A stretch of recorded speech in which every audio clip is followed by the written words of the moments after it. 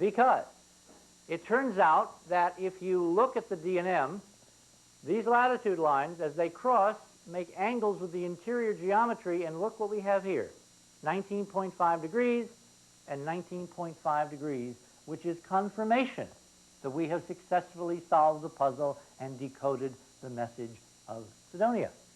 And of course, this all relates to the angles that we have encoded in color, and to the fact that E prime, or the tetrahedral ratio E, is really square root of 3 divided by 2, which is a fundamental constant.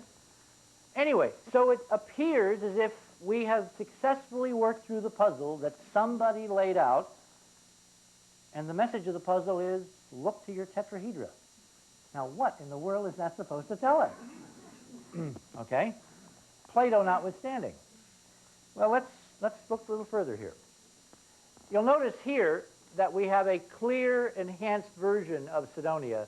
Notice how much better it is than the NASA version. This is a lot of after-hours programming and computer time applied by people outside the space agency, I would like to remind you. Here's the face, here's the city, just the eastern end of it. Here's the D&M down here. Here's this little round thing we call the Tholus. Here's the cliff. Here's this little thing here.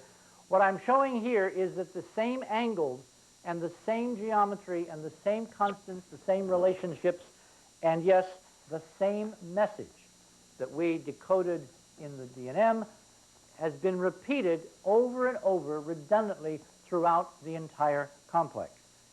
Why 19.5?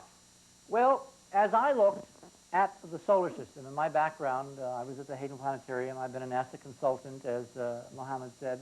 I've been involved in planetary science and astronomy most of my adult professional life. My familiarity with the space program is through the planetary program.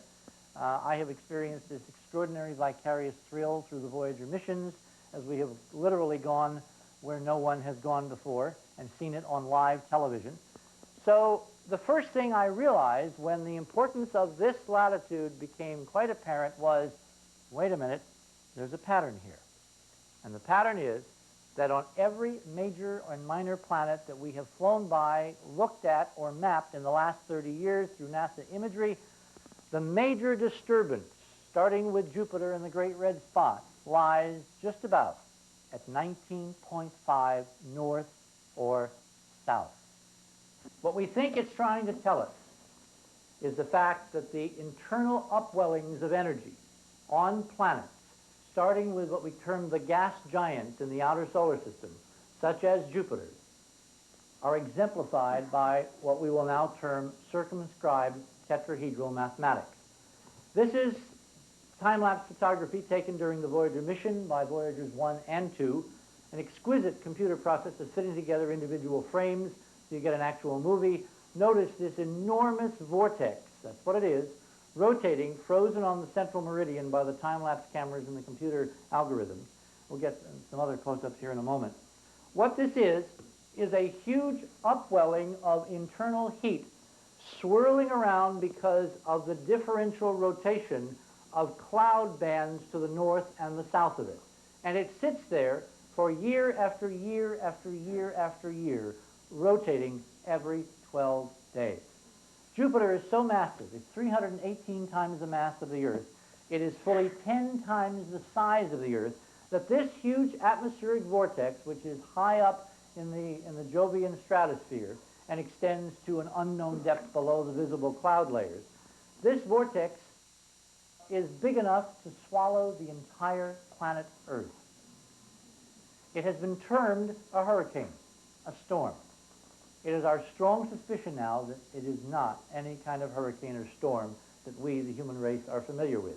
That in fact it is being impelled by a physics that is exemplified by this circumscribed tetrahedral geometry, and the reason it lives at this particular longitude on Jupiter is because that's where the geometry, in terms of the rotation of the planet, wants it to live, mandates that it live. All right? Now, this is the Earth. What happens if I put a circumscribed tetrahedron in the planet known as Earth? Well, over here, you will see that it's right in the middle of India. And over here, you see that it marks the Hawaii volcano at exactly 19.5 north And the Hawaiian volcano, screen on, is an exemplification of a huge upwelling of material that's coming up from the outer core of the Earth, and that upwelling has been persisting for at least 65 million years, judging by the enormous lava flows and effusive material that wells out in the center of the Pacific. Isn't it ironic that we can trace the history of this structure back 65 million years to a plume of material, energy coming up from the center of the Earth, radially out at 19.5 north. Except on these planets, such as Mars, instead of, which is very like the Earth as a solid surface, instead of having a vortex, what you've got is a volcano, because the energy which is in the core comes up as a plume of rising hot lava, erupts on the surface, spreads out, forms a big pile of cold rock after a while. Without plate tectonics on Mars, this lava pile has grown to a height of over 25 kilometers above the mean and is over 300 miles across. A huge, huge shield volcano, the greatest shield volcano in the solar system. Now this pattern is pretty interesting because the pattern is implying very strongly that we are looking at a physics under the pattern. Incidentally, if you go one tetrahedron vertex over, remember each vertex is 120 degrees of longitude around the planet, you will come to the longitude of Cydonia. You go north 40.87, and there is the face and pyramids of Mars.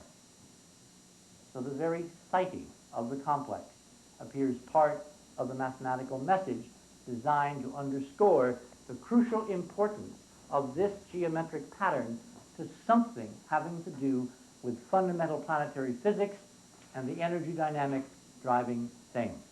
Now, are we proposing that there are real tetrahedra buried in planets? No, we're not doing that, no. However, in many examples of physics, you will find mathematical and geometric models of forces that are being modeled geometrically. There is, for instance, an article in Scientific American for the issue following this one that I happened to pick up down at the UN newsstand yesterday afternoon while I was waiting for them to set all this stuff up.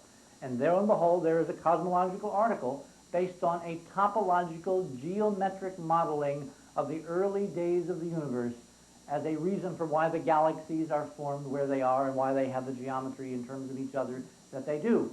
So the idea of geometric models as indicators of underlying forces in nature is nothing new.